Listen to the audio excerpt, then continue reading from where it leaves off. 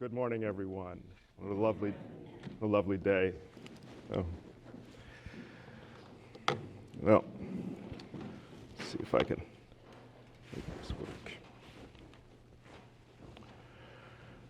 Frederick Douglass began activist biocultural anthropology in 1854 when he wrote against Samuel Morton's craniometry of white supremacy to assert that circumstances create human biology, not the other way around.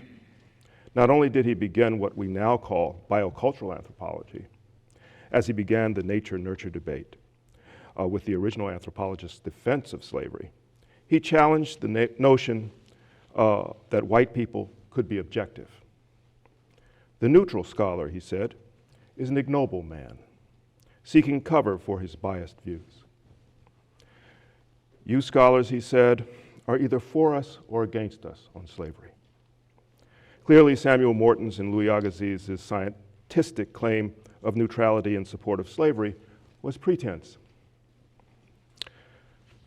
A century later, W. Montague Cobb, the first black professional physical anthropologist at Howard University, followed in that tradition, forging an understanding of human health and biology as a consequence of inequitable conditions of Jim Crow segregation.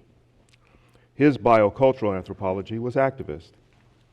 As president of the NAACP, Cobb's application of physical anthropology was to end segregation and to end segregated health care.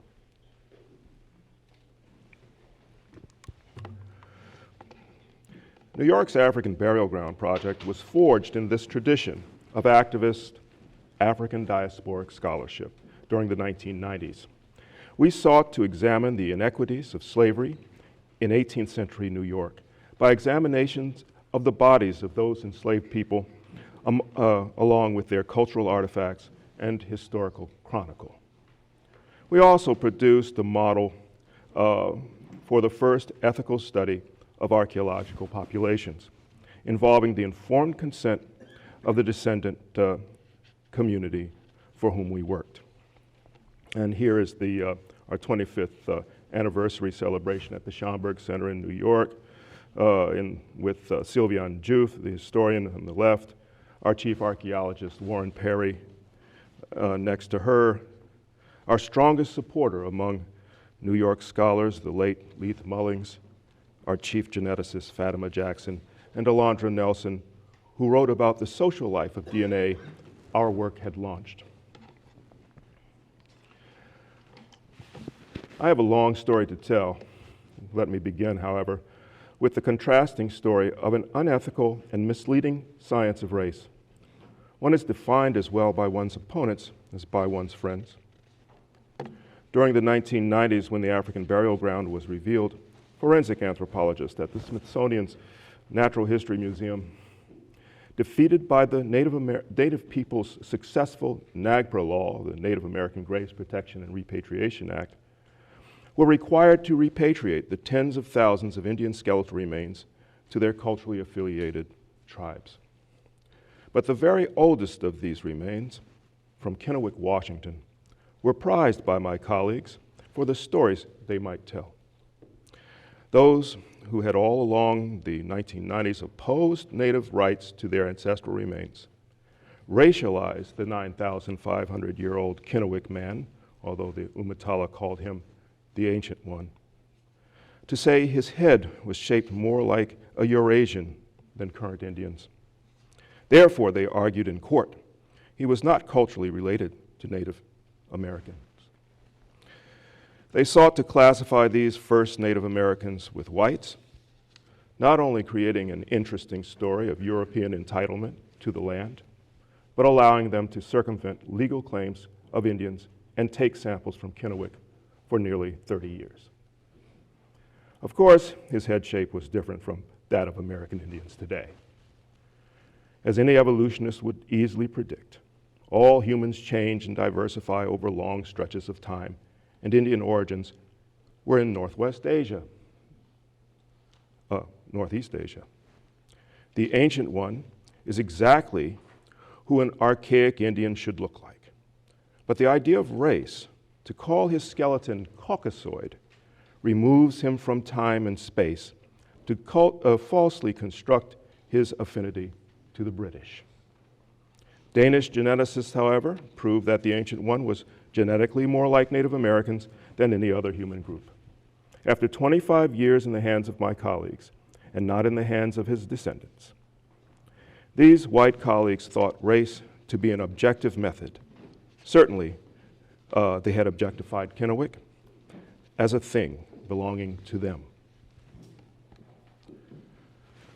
The training of these colleagues, Doug Owsley and Richard Jantz among them, was at the University of Tennessee under William Bass, a forensic anthropologist who believed in race, reporting race, sex, age, and stature of the occasional missing person to the police and courts. Objectified race as though an essential naturalized thing, rather than as groups defined by their cultural histories, represents a brand of dehumanization.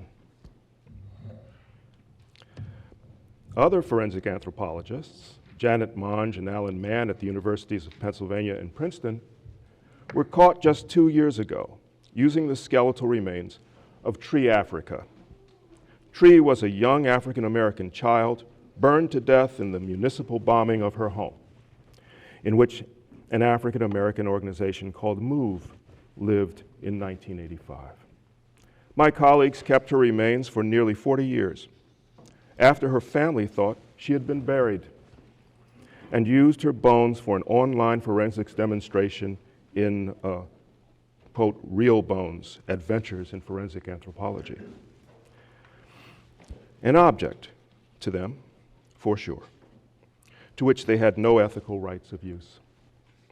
These same anthropologists, Drs. Mann and Monge, had only a decade ago or so also written a fallacious defense of the objectivity of the virulent racist defender of slavery, Samuel Morton, whom Frederick Douglass had debunked in his time, and the renowned Stephen Jay Gould debunked in ours.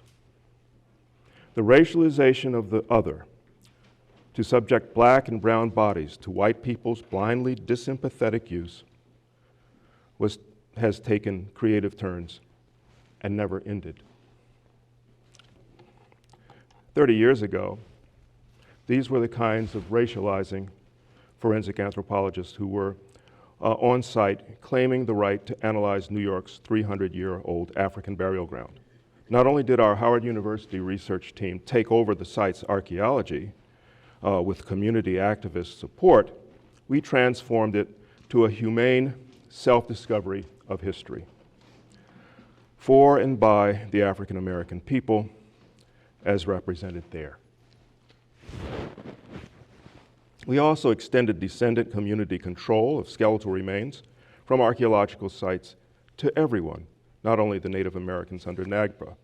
Thus, through a clientage model of public engagement, we operated on the basic ethical principle of informed consent, choosing to do research only with descendants' permission.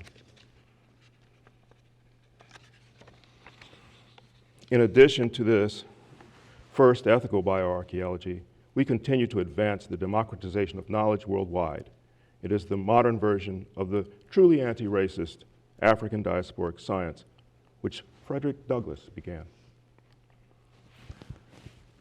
The African burial ground is a cemetery enslaved Africans used in the 18th century New York to bury 15,000 people who built the city and whose people today owed $42 trillion, we are told, created the original wealth of the Western world.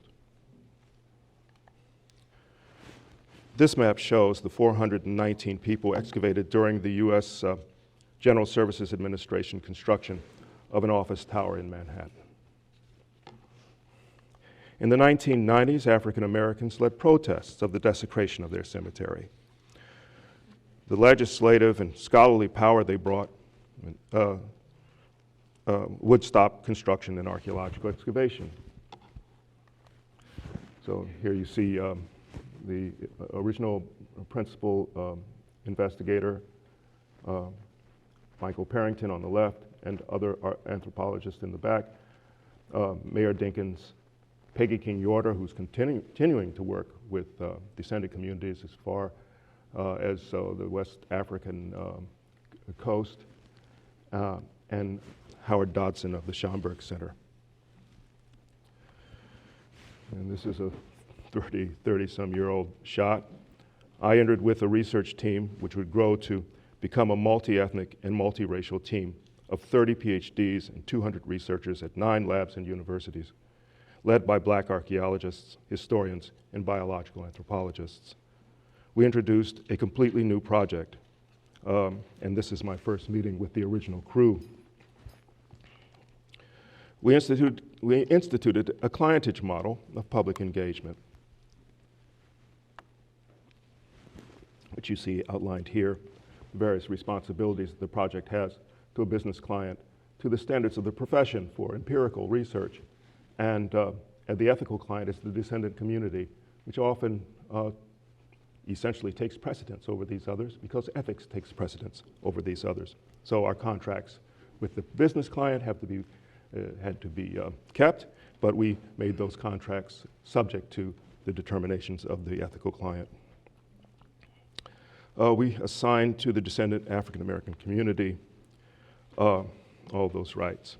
The right to determine whether research would be done or not, and the right to determine the questions about their past we would undertake if allowed to perform as scholars. We established 4 questions: African American origins and transformations, the physical circumstances of their enslavement, and the modes of resistance.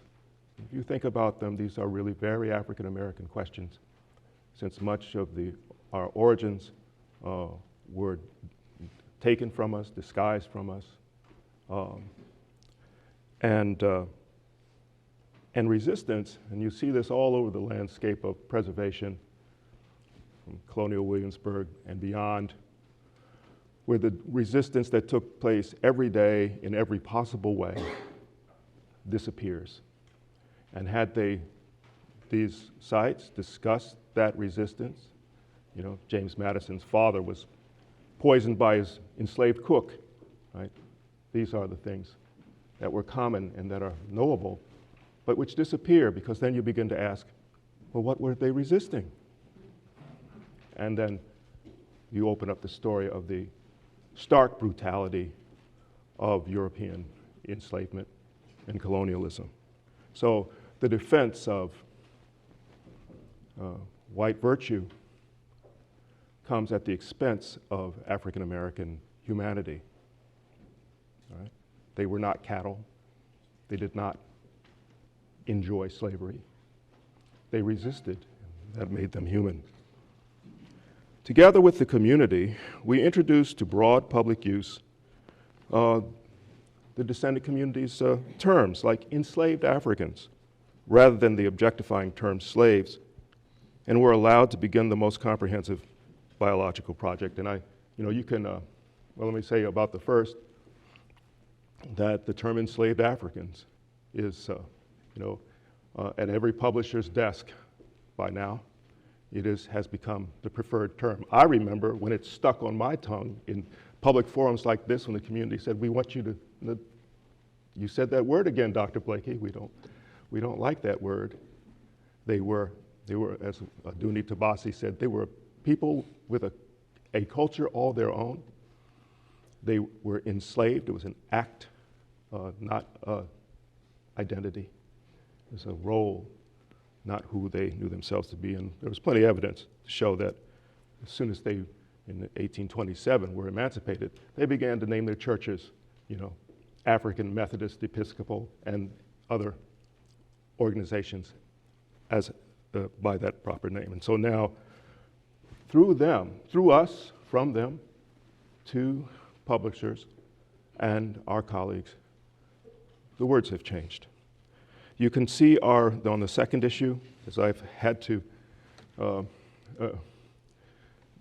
with perhaps certainly less humility than I am comfortable with, I've had to say, look to our publications, the 2,500 pages on the National Monument site, in National Park Service site, read them yourself, stack them up against anyone else's, and these also that were, at times, for some colleagues, disappeared, constitute the most sophisticated bioarchaeological reports ever written, and they were done in the way that I described. The remains were brought to Howard University in a massive Ties That Bind ceremony organized by dramaturgist Eleanor Traylor and others in 1994. Here's Joseph Jones, who's today a colleague of Dr. Jones in our department, who was one of 25 students who cleaned, inventoried, and analyzed every bone. The EFOS shrine, an EFOS shrine was kept at the Cobb Laboratory, all of which saw regular tours of visitors from around the world for the 10 years of research. We knew these bones as our ancestors, whose human social history, whose lives in Africa, the Caribbean, and New York were restored to memory rather than to objectify them as Negroids. This is a piece of the challenge that we undertook. Part of our process with the community involved their reburial in sacred space in 2003 with the Schomburg organized rites of ancestral return. In 2007, the memorialization of the site, which the GSA had sought to limit to a plaque on the wall of their building, became a U.S. national monument under the Park Service.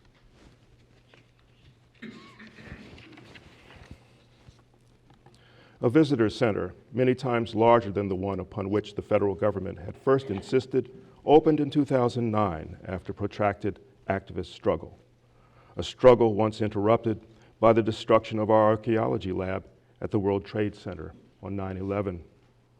Time after time, the GSA tried to end the extensive research they had initially agreed to when the lights of activism were bright during the 1990s.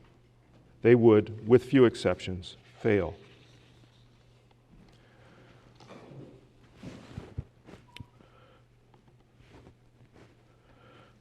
Our research team of anthropological researchers, the most multi-ethnic of anthropological researchers ever assembled, I believe, joined in the reburial and dedication ceremonies on 290 Broadway. And so, I should say that we performed as scholars with the most rigorous evidence we could bring to bear, the adequate statistics and the like. To work for a community is not to be without scholarship. They determined which questions would be asked, and that's a lot. We, through our methods, assess the answers, and then we discuss those. While what I will show later demonstrates the GSA's failure to stop movement of descendant communities and ethics we had begun, the development of anthropology at Howard University would be stopped, paused, I hope. I would continue to lead the Howard Project, still under contract, to its completion by founding the Institute for Historical Biology at William & Mary. There we continue work towards its greater effects.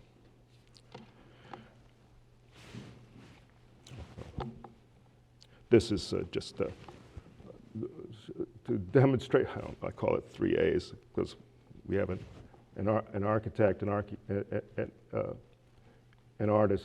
an activist, and an anthropologist. But these are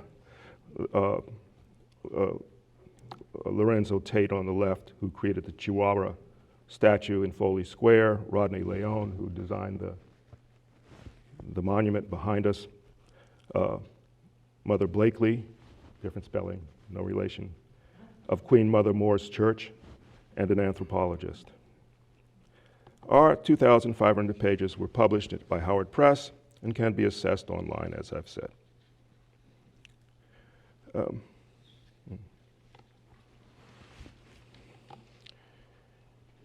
Here are the contents of these unparalleled products of the long, long and careful project. And so there are a number of reports that you can find online. GSA has these, my institute has them. I'd say go to the NPS site. It's particularly the 2009 reports that are fully edited on all of the volumes that concern all of the things you see that were published earlier.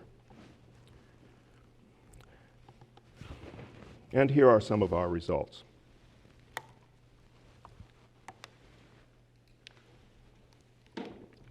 Enslaved children, not seen here on this chart, were 40% of the dead and showed at least twice the infant mortality as among the English in the 18th century. And that distinction continues today.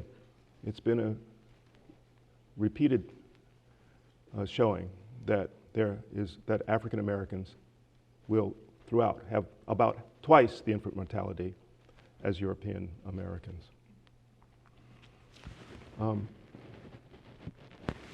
To understand this chart, it's age-specific mortality. So beginning with the ages of 15 to 19 on the left, and then moving in half decades towards 55 and plus. And you'll see the percentage of individuals who died. Trinity Church is the Anglican white church, a church where a churchyard where where the English were buried, and the New York African Burial Ground are findings, are from the census on Africans, who they presume to own. For those who lived to adulthood, shown here, there was higher early mortality among Africans than the English for every age, with the exception of 25-year-olds, and that's open to an interesting story. The elderly, above 55 to 60 years of age, were nearly exhausted among the Africans. Only 2 to 3% of Africans lived that long.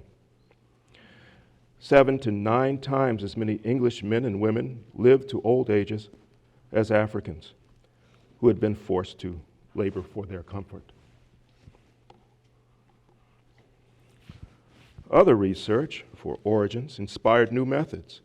We examined the chemistry of the teeth, which among those with filed teeth was the chemistry of their African ecologies of birth.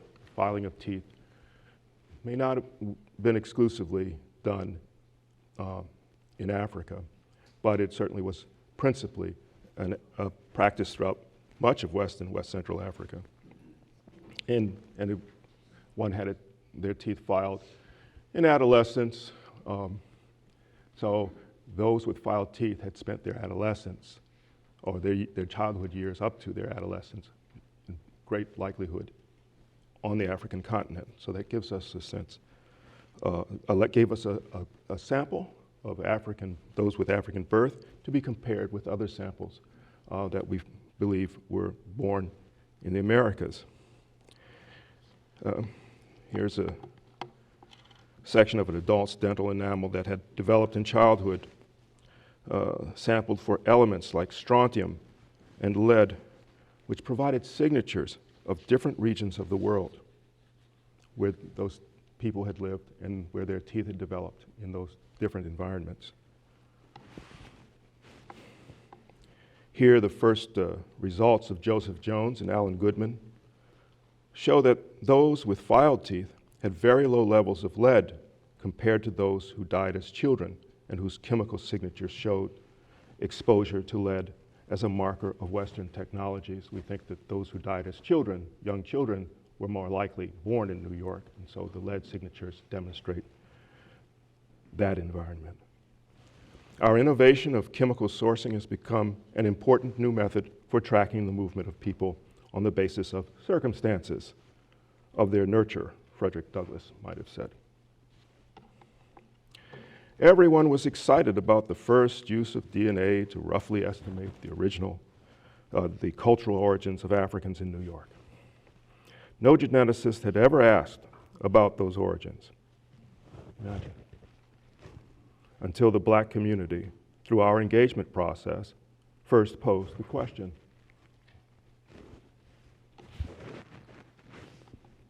Alondra Nelson's book, The Social Life of DNA, shows our researchers, even as an entrepreneurial renegade, Rick Kittles, invented direct-to-consumer genetic ancestry services. Now these businesses have spread as everyone takes interest in genealogy. Well, genetics has inspired interest and is a clue to one's ancestry. But be aware that it is only one clue, one line of evidence that, like others, may fail or mislead. And Adner and Sandoval and Ely and Bruce Jackson have shown DNA services can mislead between 50 and 84% of the time. So never give up the collection of oral histories, which can be much more accurate than the magical DNA. I find it satisfactory to accept that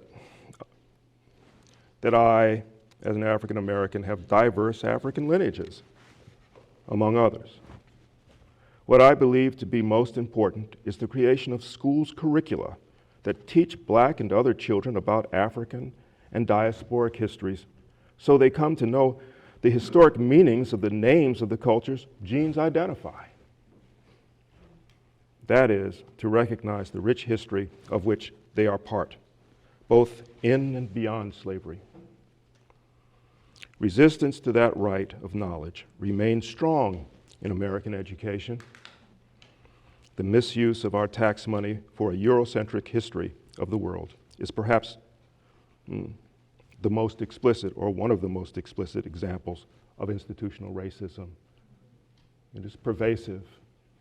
It is matter of fact. Well, not quite. It is struggled over still.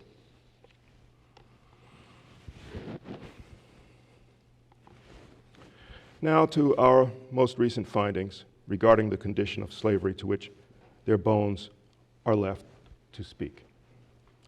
Here you see 18th century census data showing the larger portion of African men relative to the number of women in New York City preceding the rebellions of 1712 and 1741.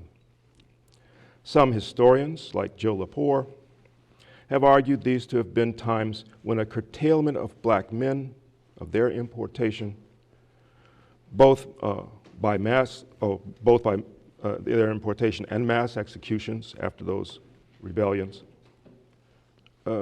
became Europeans' mechanisms of social control.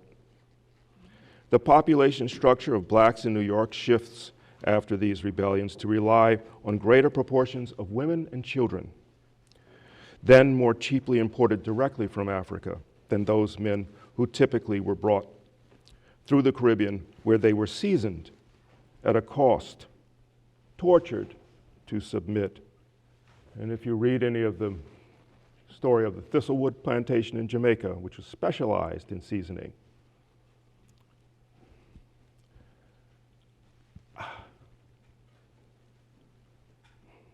I suppose we are all here old enough that I can tell part of that story.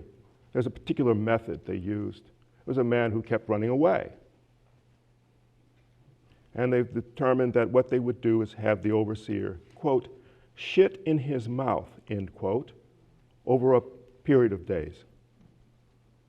It worked so well, they reused it many times. How do you make a human being behave as though he is your property, or she? Not that they ever capitulate to it, even to behave. Apparently, that's what it took. And so they were charged more for such a product than women and children. And my colleague Leslie Rankin Hill liked to say, who was my closest colleague on this project, they figured out that it would be better to raise children, boys, into men to control them with their mothers than it was to control these men who were often captured in West and Central African wars. Some were captured by bandits from their homes. They were in martial societies. They were not easily subdued. So the method began to change.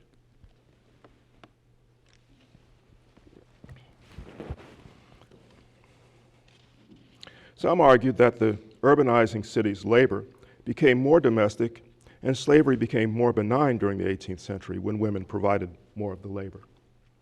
Perhaps the former is partly true. We looked at the muscle attachments in the back of the thigh, the linea aspera you see here on this woman. Any anatomist would look at this and immediately think, this must be a man, right?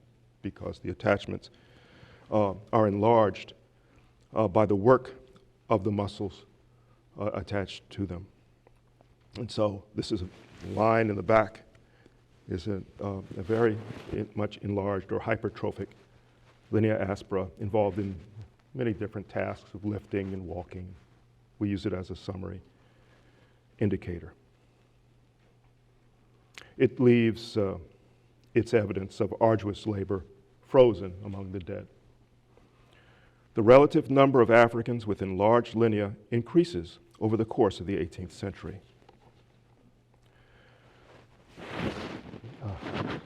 Well, if you could see,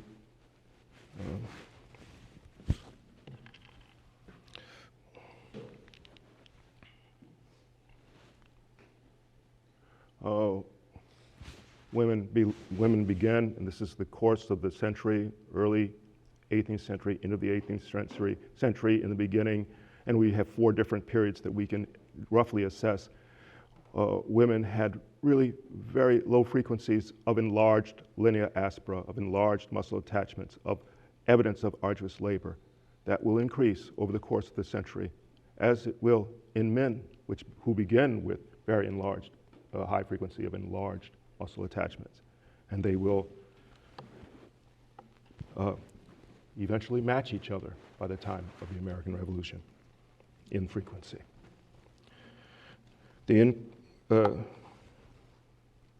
Right.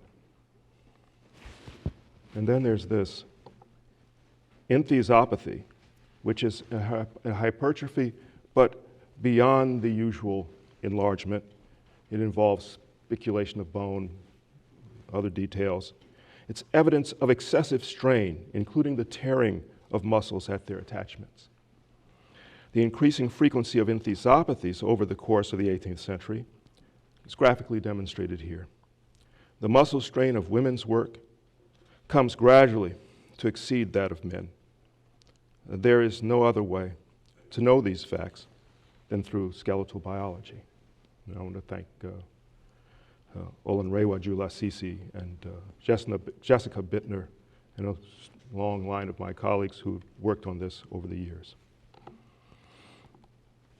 The bit of data was published in a 2022 article in Current Anthropology, the leading international journal in anthropology. It's called Archaeology Under the Blinding Light of Race, and it's the story of the African burial ground and some of its methods, its philosophies. So, the final example of our research entails culture, the heart-shaped symbol on the coffin lid of burial number 101. A man in his 30s with filed teeth may have represented the Akan Adinkra symbol, Sankofa, we thought, although we posed other possibilities, because one does not absolutely know what the past was. It's all, archaeology is largely a matter of plausibility, comparative plausibility, rather than absolute facts. Sankofa became a symbol of the African burial ground as it came into broad public knowledge through our research.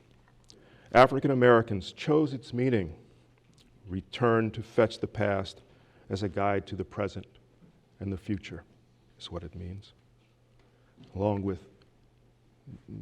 diverse other woven meanings that have to do with respecting ancestors. But upon the opening of the Visitor Center in 2009, a white New York historian named Eric Seaman published an article immediately broadcast by the New York Times, which sought to convince us that African Americans were actually Creole, without memory of Africa. Now, those two things don't need to necessarily go together, but that's how they went together for him. And that they were forged by their condition as in the Americas alone. Surely our team of black experts were biased to seek and interpret African symbolism in an African American site. That's a trope that one will see elsewhere.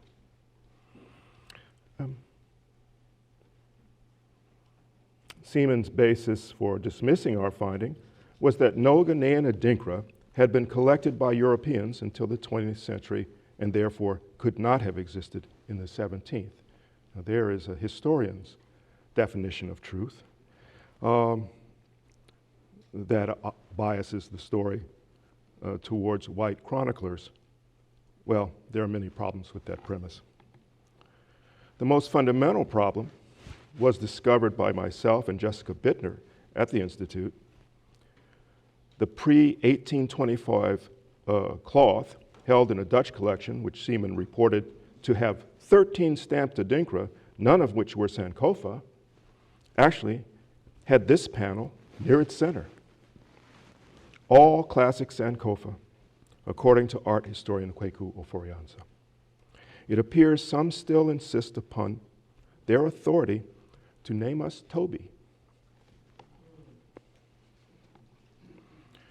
Human beings know ourselves in the language of memorial.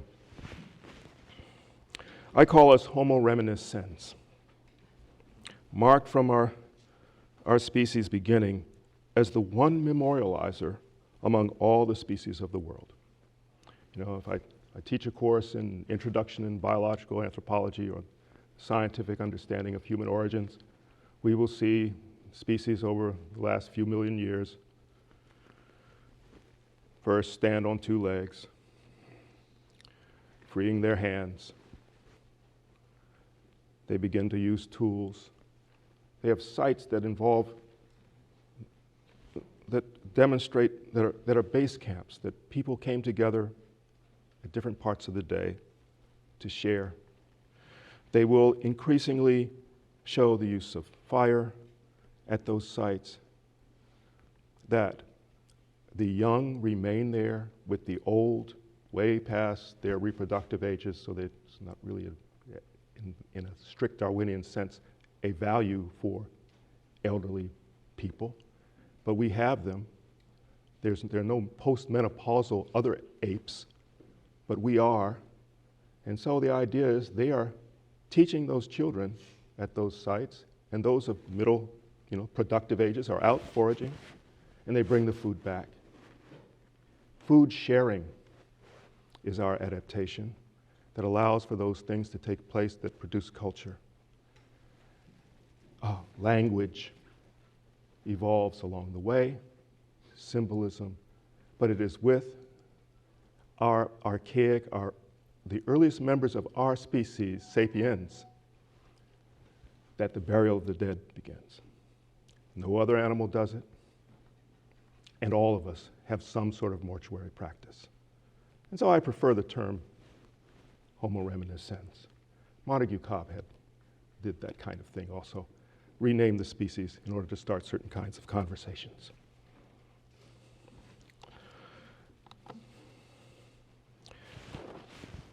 So that is a kind of language of memory, of history. As even I think the National Museum of African American History and Culture represents. Language of memory that is part of what human beings are all about. Communities have followed our approach to public engagement of descendant communities to restore community rights to determining the disposition of their dead in many parts of the world.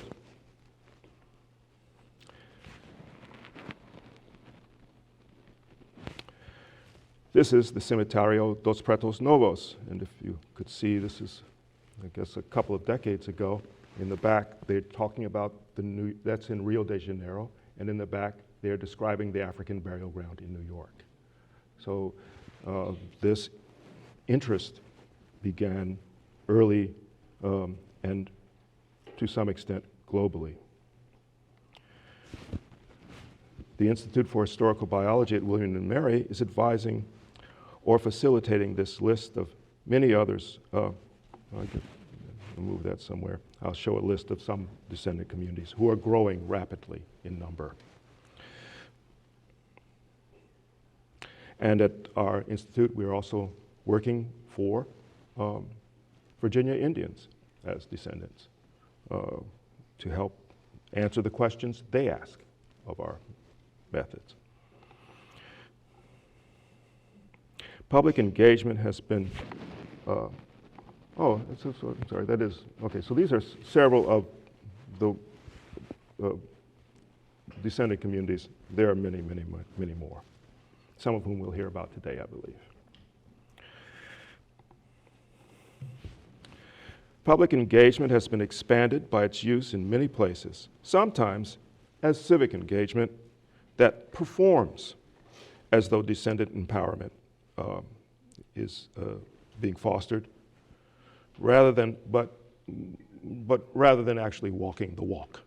There are many of these in which there are multiple stakeholders, and in the end, the decisions will fall back to, business as usual. The municipalities will be stakeholders, the archaeologists are stakeholders. Often a lot of white people are stakeholders. I think all stakeholders, when it comes to cemeteries, especially, and we'll see with the National Trust rubric, well, certainly with cemeteries, all stakeholders are not equal. That it is a human practice. We don't let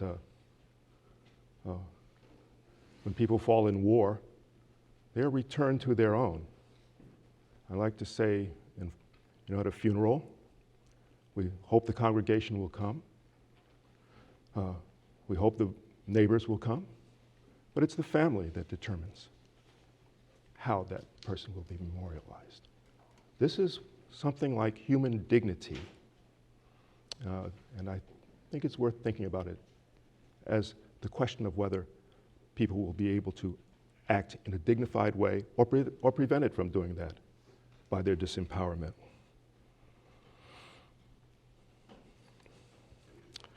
So, fortunately, in 2018, the National Trust for Historic Preservation established a rubric for engagement far beyond protections of cemeteries. 50 scholars and descendants met at James Madison's Montpelier to set as a standard of historic preservation that descendant communities should be truly empowered by structural parity to tell the story of their enslaved ancestors and place slavery at the center of the telling of American history at museums and historic sites. Empirically, slavery was at the center of American history, and we can show that. We acknowledge that the African burial ground led the way in that document. Today, half of Montpelier's board is represented by descendants of the enslaved. They are bringing in millions of dollars for their brilliant memorialization and interpretive plans. Colonial Williamsburg and the Institute for Historical Biology are also working with the First Baptist Church community as our client. And so, so one is Montpelier is about the telling of history, and with, I believe there will be perhaps the clientage model for their approach to the treatment of the cemetery, but on history as a whole, they are involved as equals, right? Structural parity. So in that sense, they are a prominent stakeholder, and but for their cemetery, they make the final decisions. In Colonial Williamsburg, one of our students, I was talking to a couple of our students who were deeply pleased with how they were being approached by the descendant community at the African American First Baptist Church, deeply pleased by the whole arrangement in which they found themselves as skeletal biologists working. And I said, you know, it's nice not to be grit on. I don't know if you have that term. People gritting on you. To be welcome. To participate in an honorable endeavor, nonetheless scientific, but that also affords, you know, the humane treatment of living people, not just their remains. Just a couple of months ago, the National Museum of African American History and Culture produced, through its Smith Center, an innovation lab to which 200 representatives of African American descended communities came. Either half were on Zoom, half were in person. And that's Montpelier. Yeah. So these are people assembling around the fountain for that meeting. Note, however, that the Heritage Foundation, a right-wing think tank, is opposing both projects, clearly fearful of the truthful story they rightly call activism, as though the current historiography is somehow neutral to politics.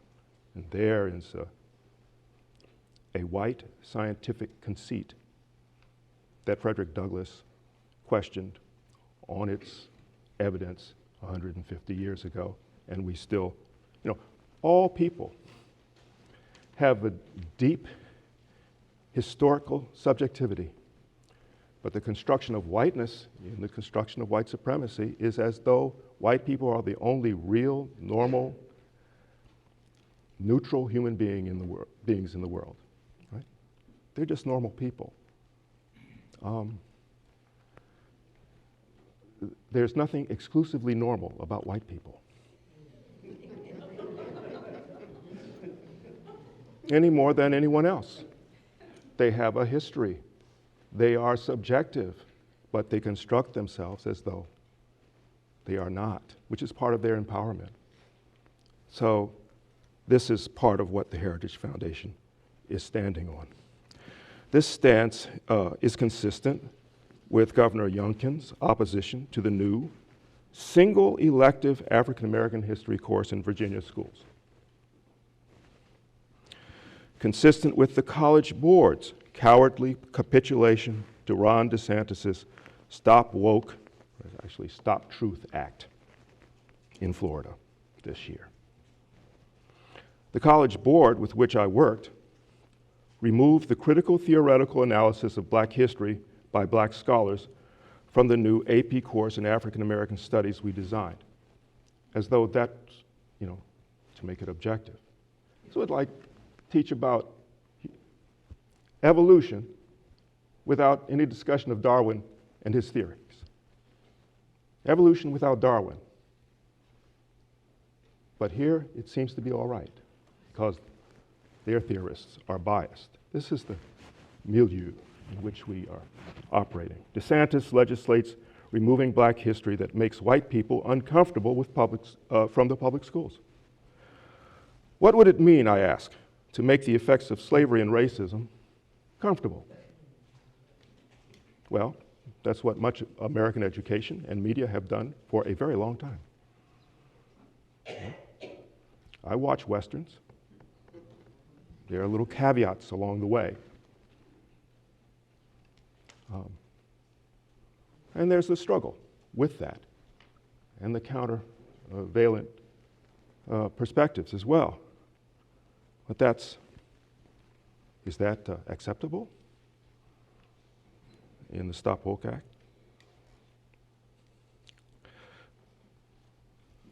why that was the purpose of innovating racist ideas. That was the purpose of innovating racist ideas in the first place. Racism was created out of American slavery, back and forth with Western Europe to justify colonialism, so that and slavery, so that white people's immorality would make them comfortable with the idea that treating people like animals was only natural.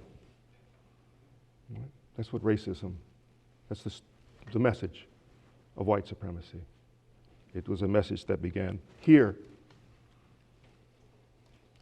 so that, and I think the one side of that, which I just, you kindly said, I've written from Aristotle to Trump, 1,600 pages at this point. All right, so I'm full of this.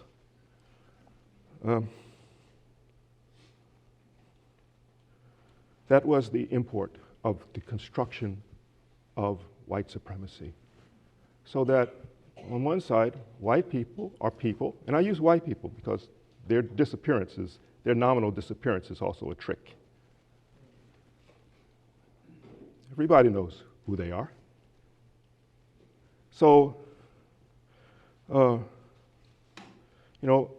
but as human beings, everybody wants to do the right thing. There's Christian morality that most of the English came with, and so on, and the French and others. They believed in doing the right thing, but they were also greedy. And they wanted to, as Jefferson is the great example of the paradox. They wanted to use these people, and Jefferson, right down to their genitalia, where they knew they were human beings, as though they were not. And so they needed ideology, an idea that would resolve that contradiction. And so to make others out to be less than human meant that one could be a good person and take their very lives for more than a dozen generations of work. In the age of Trump, the culture wars offer fear-mongering, division, scapegoating, and lies to stir political support among economically and socially dissatisfied white working people. People who find it easier to believe their problems are due to undeserving colored people rather than the capitalist elite who extract their wealth in our increasingly inequitable society. Look at it. The 1%, the 5%. You know that, and Oxfam found 26 individual human beings have the wealth of half of the world's population.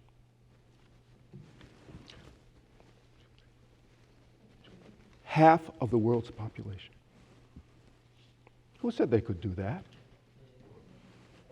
We did. That's how ideology works. This notion of private property taken beyond the understanding of a food-sharing ape, beyond notions of, or against notions of social responsibility. Might a balance be struck? Is this the balance? So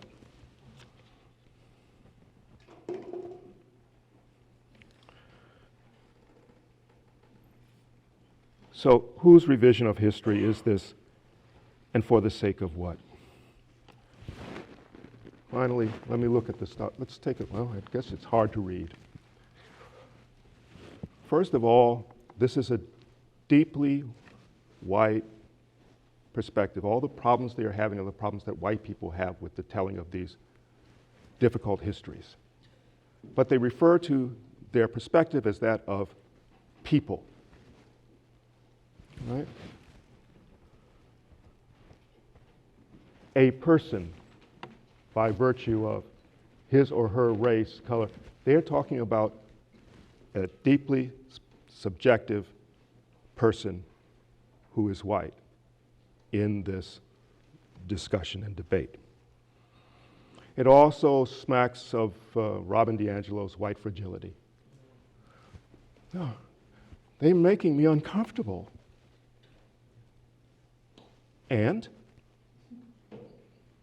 all change, I did a dissertation in human psychophysiology. Anxiety is what you have when you realize you did something wrong and it motivates you to change. That's what stress is. Are not the black children who look at different colored dolls and choose the black doll as representing themselves and also as being the bad doll and the white doll is the good doll? Are they not experiencing discomfort? They should experience discomfort so that white people don't have to. That's what racism was invented for. And so it goes around and around. So that's what I think of the Stop Woke Act. So let's, the fight is on. Let's go. As co-chair of the American Anthropological Association's new Commission for the Ethical Treatment of Human Remains, my colleagues and I are going around the world with Wintergren Foundation funding with listening sessions. We want to know the concerns of our colleagues and of descendant communities in Japan. We'll be there in July. Australia, we'll be there in August. We've already been South Africa, Europe, and the US regarding the treatment of human remains by bioarchaeologists and museums. We take with us a very limited number of examples of past ethical work, prominently including the African Burial Ground Project. New best practices and ethical standards for archaeology and biological anthropology are right around the bend. So thank you, and I look forward to your comments and questions.